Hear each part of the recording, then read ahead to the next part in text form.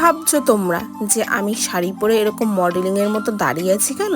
সবই বলবো তোমাদের। আজকের এই দিনটি ছিল ভাদ্র মাসের দ্বিতীয় শনিবার। হ্যাঁ, তোমাদের সাথে এই ভিডিওটা শেয়ার করতে আমার খুব দেরি হয়ে গেছে। আর আজকে আমি উপোস করেছি, আর সাথে আমার বৌদিও উপোস করেছে।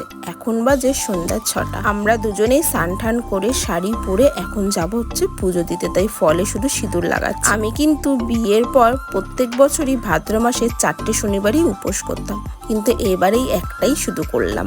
সারাদিন উপোস থাকার পর এখন আমরা যাচ্ছি পুজো দিতে। তো তার আগে এখন বাটাগুলো সাজিয়ে নিই। সকালবেলায় বৌদি বাজারে গিয়েছিল, তো তখনই আমি বৌদিকে টাকা দিয়েছিলাম যে আমার জন্য মিষ্টি, ধূপকাঠি, মোমবাতি আনার জন্য। আর এইখানে বৌদি আমার আর বৌদির জন্য একই রকমই মিষ্টি নিয়ে এসছে। তো সবকিছু একবারে সাজিয়ে গুজিয়ে এখন আমরা যাচ্ছি পুজো দিতে। আর কোথায় যাচ্ছি চলো তোমাদেরকেও দেখাই।